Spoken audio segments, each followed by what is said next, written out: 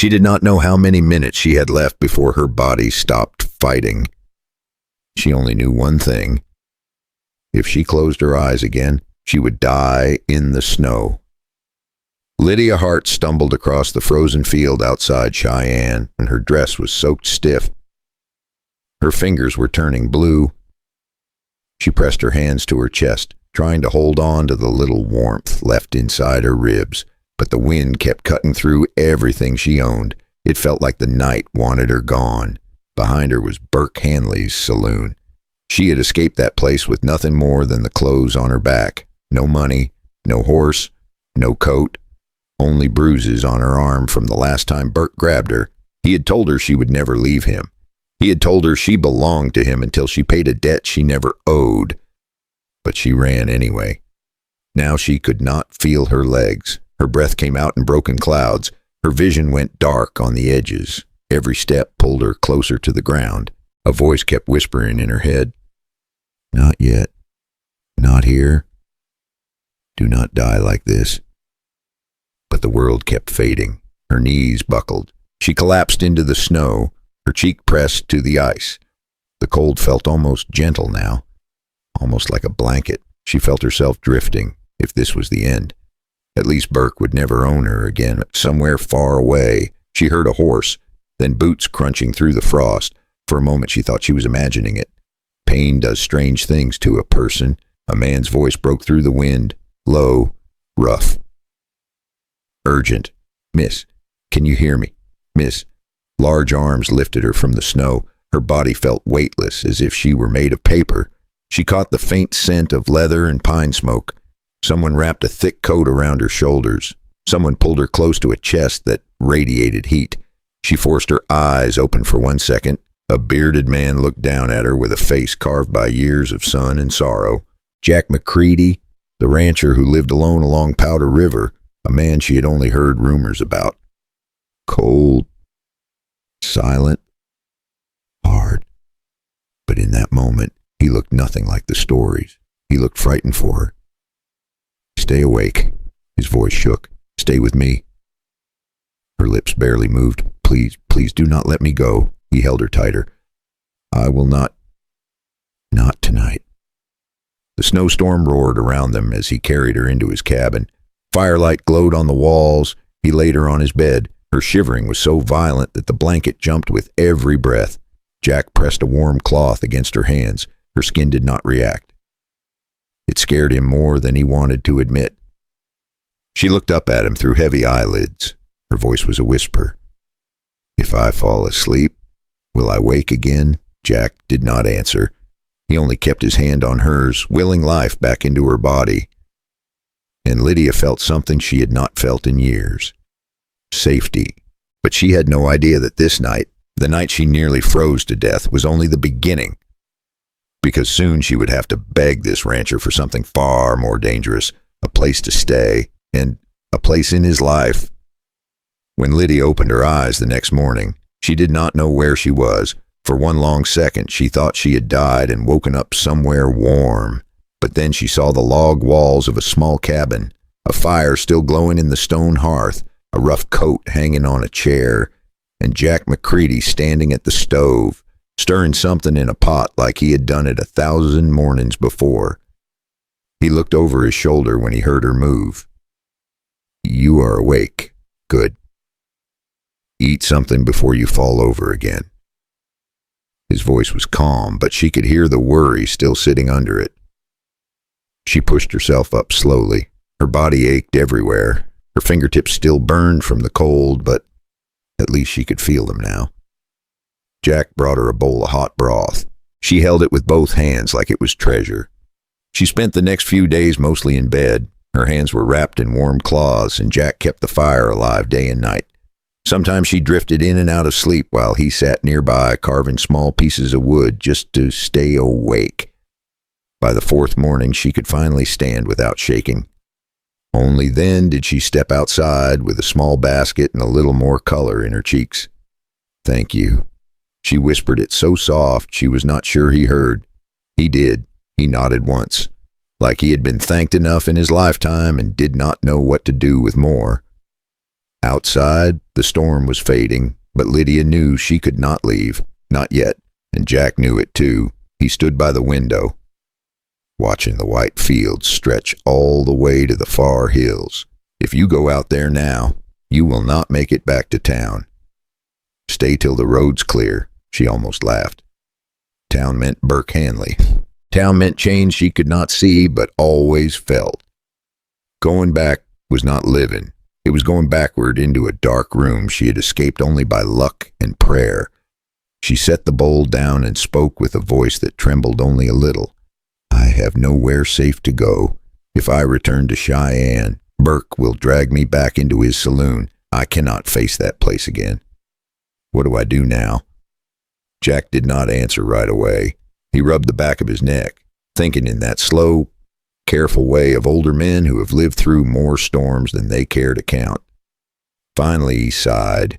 You can stay here, just for a little while. Work if you want. Cook. Help with the barn. A fair trade for a roof and warm meals. No trouble. Something small and bright flickered inside her. Hope. The kind she had almost forgotten existed. She followed him outside later that morning. Sunlight touched the snow. The ranch spread wide and quiet across Powder River Valley. It was not fancy, but it felt honest. Every fence line, every horse track, every breath of cold air. Lydia held her shawl close and whispered to herself, maybe this place could be a beginning. Maybe this winter could save her. Maybe this man could too. But she did not know that someone was already riding toward the ranch with anger in his pocket and her name on his tongue. And when he arrived, everything would change again.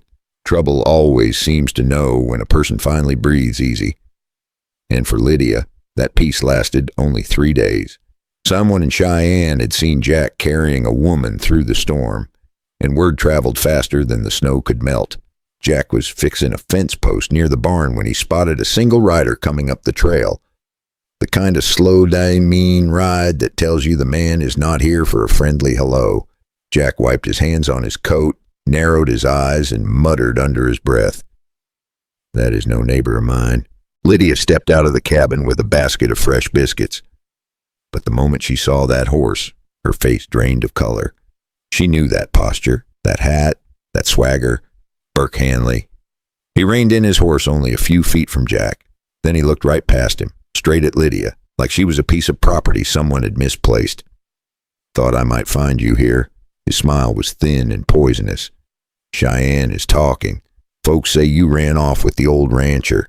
Lydia shook her head, clutching the basket so hard the cloth tore at the edge.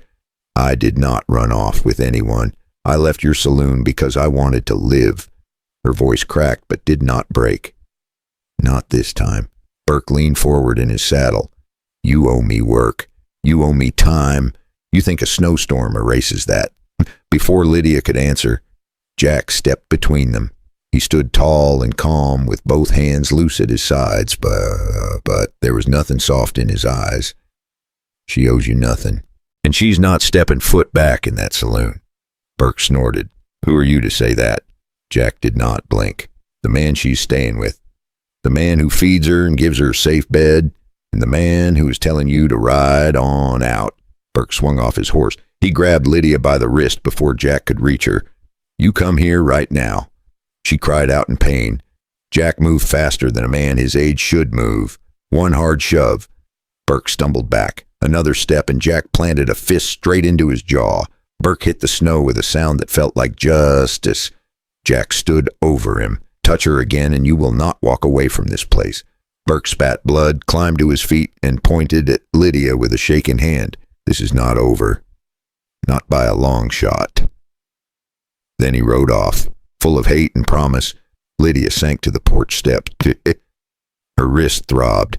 Jack knelt beside her. "You are safe here, as long as you want to be." And for the first time, Lydia believed it. But she did not know that Burke was already planning his next move, the kind that would test them both in ways they had never imagined. If you are enjoying this story, feel free to tap that subscribe button. It helps more than you know. Now pour yourself a warm cup of tea, settle in, and tell me, what time is it where you are, and where are you listening from? Burke did not show his face the next morning, or the next after that. But anyone who had lived long enough in the West knew that silence was not safety. Silence was the sound trouble made while it was sharpening its teeth. Jack kept working as usual around the ranch, mending fences, feeding the horses, checking the traps by the stream, but every so often, he would glance toward the trail with a look Lydia had never seen before. A man ready for a fight he did not want, but would not run from. Lydia tried to stay busy. She cleaned the cabin until the wood shone. She cooked stew that filled the rooms with the smell of thyme and onions. She even laughed a little when Jack spilled flour all over the table. For a moment, life felt almost normal, almost warm. But the truth was simple. She was scared. Not of the ranch, not of Jack, but of losing the first safe place she had ever known.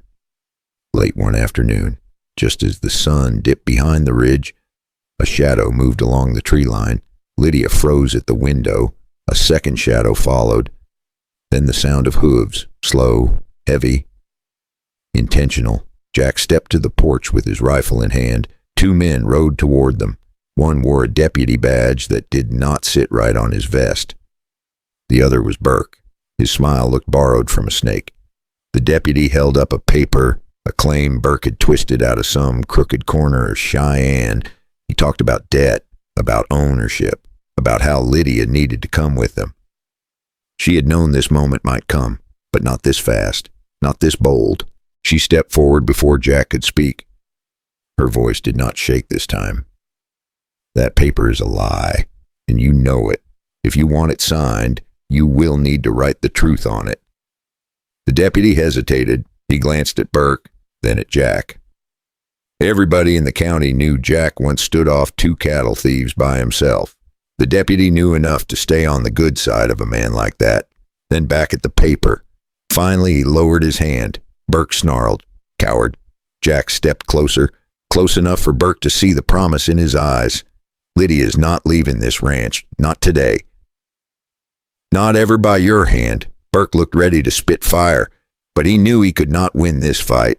Not with the deputy backing away. Not with Jack standing firm. So he rode off with a curse that hung in the cold air like smoke. That night, with the danger fading behind them, Lydia sat beside Jack in the warm glow of the cabin. In the days after Burke left, Lydia helped Jack care for a sick calf and brought him warm tea when his back ached. Little by little, the quiet moments between them grew softer. Fear was still in her chest, but something else had settled there too, a kind of courage she had never felt before, a kind of wanting she could not hide anymore, and as the fire crackled, she made a decision that would change both their lives. Because before the night was over, Lydia would walk to Jack's bedside with a question on her lips that he never expected. Later, on a quiet winter night, Lydia could not rest. The cabin felt warmer than usual. Maybe it was the fire. Maybe it was the way Jack had stood between her and danger without a second thought. Maybe it was the simple truth she had been afraid to face. She cared for him, deeply. Jack lay on his bed, still in his work clothes, boots off, eyes closed as if sleep might take him any second. He looked tired in the way only older men look, not weak, just worn by years of carrying his own world on his back. Lydia stood near the fire for a long moment. Her hands shook, but not from fear this time, from knowing this choice mattered, from knowing she was about to step into the rest of her life. Slowly, she walked to him. Jack opened his eyes just as she sat on the edge of the bed. Before he could speak, she climbed gently over him and settled above his waist. His eyes went wide. Lydia. What are you doing? Her voice trembled, but the courage was there. Steady as the winter moon outside, I am done running from my life. You saved me. You protected me. You treated me like I mattered. No one ever did that before. He lifted a hand as if he might steady her, but he let it fall back to the blanket. Lydia. You deserve someone younger. Someone with more years left, not a worn-out rancher pushing 50. She leaned forward, placing her hands on his chest. Her hair fell around her shoulders. Her voice softened into something warm. I do not want someone else. I want the man who carried me out of the snow. The man who listens more than he talks. The man with a good heart he keeps pretending he does not have, Jack swallowed hard. His voice cracked in a way she had never heard. If I say yes, it changes everything. She smiled. Then let it change. Let me stay here, not as a visitor, not as someone hiding. Let me stay as your wife. For a moment he closed his eyes, like he was letting the weight of the years settle one last time. Then he opened them again, and all the doubt was gone. If you want this life with me, I will give you all I have left. Every sunrise, every mile of this ranch, every part of me. She leaned down and kissed his forehead. Thank you for choosing me. Their wedding was simple, but their life afterward was full. Work, laughter, quiet evenings by the fire, small moments that stitched two wounded hearts back together. And maybe that is the lesson their story leaves behind. No matter how broken you feel, there's always a place waiting for you. There's always someone who will see your worth even when you cannot. Now let me ask you something.